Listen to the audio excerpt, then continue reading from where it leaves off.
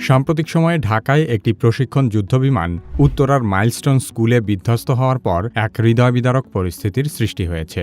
সরাসরি দুর্ঘটনার শিকার শিক্ষার্থীরা প্রায় ১৫০০ ডিগ্রি সেলসিয়াস তাপমাত্রায় ঝলসে গেছে।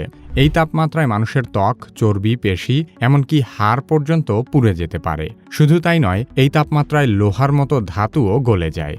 বিমান দুর্ঘটনার আগুনে পুড়ে যাওয়া কতটা অসহনীয় সে সম্পর্কে আলোচনা করা হবে কি কেন কিভাবে এই পর্বে।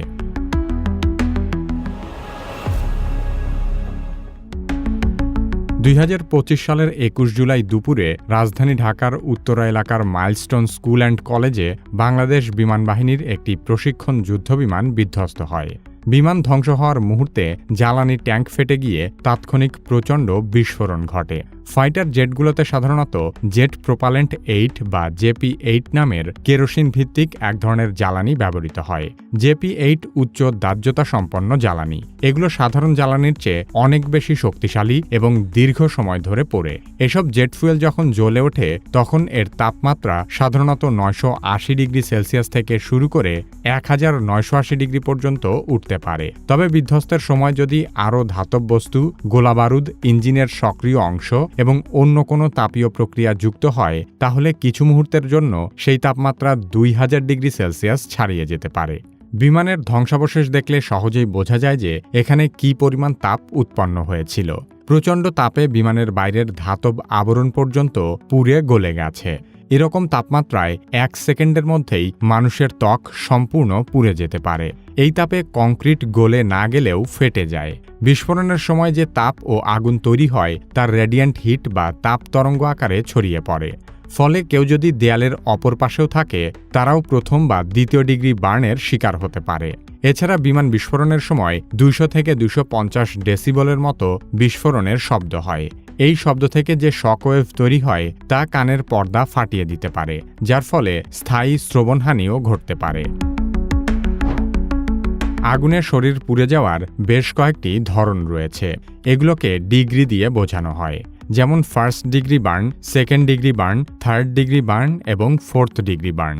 ফার্স্ট ডিগ্রি বা প্রথম ডিগ্রি বার্ন বলতে শুধু চামড়ার বাইরের অংশ পুড়ে লাল হয়ে যাওয়া বোঝায়, যেমন সানবার্ন বা অতিরিক্ত সূর্যের তাপে এমন হতে পারে। দ্বিতীয় ডিগ্রি বার্নে ত্বকে ফোস্কা পড়ে, প্রচণ্ড ব্যথা হয় এবং ছাল উঠে যেতে পারে। তৃতীয় ডিগ্রি বার্ন হলে ত্বক, চর্বি, স্নায়ু ও পেশি পুড়ে যায়। এইরকম পোড়ার ক্ষেত্রে ত্বকের সাথে থাকা স্নায়ুই নষ্ট হয়ে যায়। এবং চতুর্থ ডিগ্রি বার্ন মানে হলো হাড় পর্যন্ত পুড়ে যাওয়া। এই স্তরে যারা পৌঁছায় তাদের সাধারণত সাথে সাথে মৃত্যু ঘটে। সাধারণত বাসাবাড়ির চুলায় রান্নার সময় ২০০ থেকে ৩০০ ডিগ্রি সেলসিয়াস তাপ হয়ে থাকে। ১৫০০ ডিগ্রির আগুনে দগ্ধ হওয়া মানে শুধু পোড়া নয়, এটি জীবন্ত অবস্থায় মৃত্যুর স্বাদ পাওয়া। পৃথিবীতে খুব কম জিনিসের সাথে এই যন্ত্রণার তুলনা করা যায়। শারীরিক যন্ত্রণা ছাড়াও বার্ন ভিকটিমদের মানসিক যন্ত্রণা থাকে আরও বেশি। নিজের শরীর পুড়তে দেখার যে মানসিক যন্ত্রণা তা চিরজীবনের জন্য ট্রমা তৈরি করে। এই অভিজ্ঞতা এতটাই ভয়ঙ্কর যে যারা বেঁচে থাকেন তাদের মনে হয় এই যন্ত্রণার চেয়ে মরে যাওয়াও ভালো। প্রথম যখন আগুন গায়ে লাগে তখনও ত্বকের স্নায়ু একদম সজাগ থাকে। স্নায়ুগুলো প্রচণ্ড ব্যথা অনুভব করে। এরপর চামড়া গলে যায়, ফোস্কা পড়ে এবং চর্বি, টিস্যু গলে গিয়ে হাড় পর্যন্ত পুড়ে যায়। সেই সাথে শরীর দ্রুত পানি হারাতে থাকে, রক্তচাপ পড়ে যায় এবং পোড়া জায়গায় সংক্রমণ শুরু হয়। কারো কারো কিডনি, ফুসফুস, এমনকি হৃৎপিণ্ড পর্যন্ত অচল হয়ে যেতে পারে। একজন মানুষের শরীরে যত শতাংশ পুড়ে যায় সেই পোড়ার পরিমাণ অনুযায়ী কী ধরনের প্রভাব পড়ে এবং রোগীর কতটুকু বাঁচার সম্ভাবনা থাকে সেই বিষয়গুলো একটি চার্টে উপস্থাপন করা যাক। শরীরের ১০% পুড়ে গেলে হালকা ক্ষতি হয় এবং এ জাতীয় প্রায় ১০০% রোগী সুস্থ হয়ে ওঠেন। শরীরের ২০% অংশ পুড়ে যাওয়া গুরুতর বলে বিবেচিত হয় এবং বাঁচার সম্ভাবনা ৯০%-এর উপরে। ৩০% পুড়ে যাওয়া ব্যক্তিরা জটিল অবস্থায় পড়েন। এদের স্কিন গ্রাফটিং বা চামড়া প্রতিস্থাপনের দরকার হয়। সঠিক চিকিৎসা পেলে এই অবস্থায় বাঁচার সম্ভাবনা ৭০ থেকে ৮৫%। যাদের শরীর ৪০% পুড়ে যায় তাদের দ্রুত আইসিইউতে ভর্তি করতে হয়, কারণ এদের শ্বাসনালীও ক্ষতিগ্রস্ত হতে পারে এবং রক্তে ইনফেকশন ছড়িয়ে পড়তে পারে। এই অবস্থায় বাঁচার সম্ভাবনা ৫০ থেকে ৬০% নেমে আসে। 50-70% পর্যন্ত পুড়ে যাওয়া ব্যক্তিরা মারাত্মক স্তরের রোগী। বিশেষায়িত বার্ন ইউনিটে এদের চিকিৎসা দিতে হয়, কারণ এদের চামড়ায় সংক্রমণ হয় এবং কিডনি ফেইলিওরের ঝুঁকি অনেক বেড়ে যায়। এই পর্যায়ে বেঁচে থাকার সম্ভাবনা মাত্র 20-30%।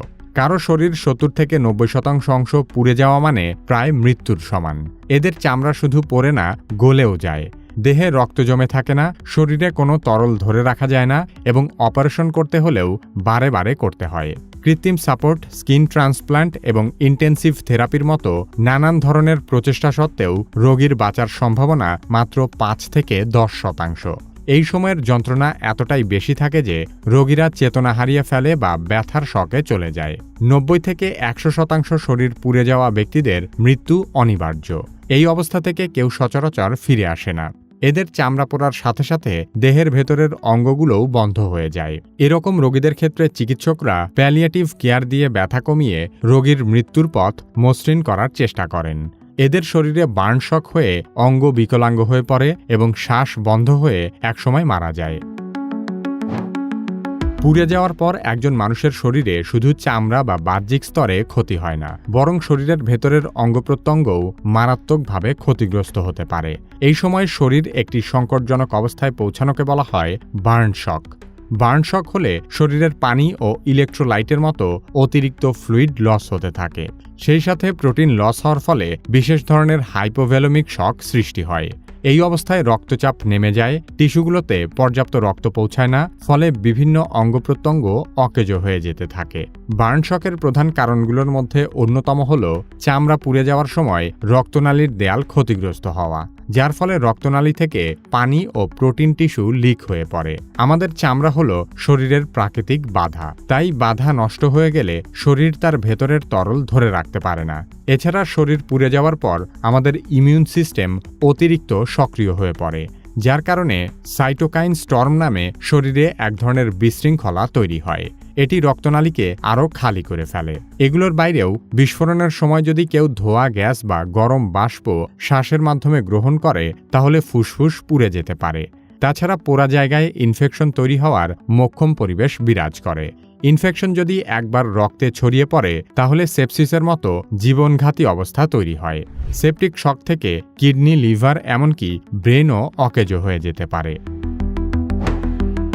আগুনে পোড়া ব্যক্তিদের সুস্থ হয়ে উঠতে দীর্ঘ সময় লাগে। যদি ডার্মি স্তর অক্ষত থাকে, তাহলে নতুন চামড়া তৈরি হতে পারে। তবে গভীর পোড়ায় নতুন করে চামড়া গজায় না, তখন প্রতিস্থাপন প্রয়োজন হয়। পুড়ে যাওয়া স্থানে মেলানিন কোষ ধ্বংস হয়ে যায়, ফলে ত্বক আর আগের রঙে ফিরে আসে না। নতুন চামড়া সাধারণত সাদা বা গোলাপি রঙের হয়ে থাকে। বার্ন ভিকটিমদের পুনর্বাসনে শারীরিক চিকিৎসার পাশাপাশি মানসিক চিকিৎসা অত্যন্ত জরুরি, কারণ তাদের শুধু শরীরের চামড়ায় ক্ষত নয়, বরং মন ও আত্মার উপরও এক ধরনের গভীর ক্ষতের সৃষ্টি হয়। অনেকের চেহারা এবং শরীরের গঠন বদলে যায়, ফলে তারা আয়নায় নিজেকে দেখে আতঙ্কিত হয়ে পড়ে। তাই আগুনে পোড়া ব্যক্তিদের জন্য মানসিক চিকিৎসা কোনো বিলাসিতা নয়, বরং মৌলিক চাহিদার মতো জরুরি। অনেকেই বলছেন, দ্বিতীয় বিশ্বযুদ্ধের সময়কার মান্ধাত্তা আমলের বিমান দিয়ে প্রশিক্ষণ দেওয়ার কারণেই মাইলস্টোন স্কুল অ্যান্ড কলেজে বাংলাদেশের ইতিহাসের অন্যতম ভয়াবহ এই বিমান দুর্ঘটনা ঘটেছে। বিধ্বস্ত হওয়া F-7 BGI বিমানটি আসলে কতটা পুরনো সে সম্পর্কে জানতে চাইলে কি কেন কিভাবে এই ভিডিওটি দেখতে পারেন। কি কেন কিভাবে পরবর্তী ভিডিও আপলোড হওয়ার সাথে সাথে দেখতে চাইলে সাবস্ক্রাইব করে বেল আইকনটিতে ক্লিক করুন। আপনি যদি এআই শিখে অন্যদের চেয়ে এগিয়ে যেতে চান, তাহলে কি কেন কিভাবে একাডেমির এআই দক্ষতা কোর্সে ভর্তি হতে পারেন।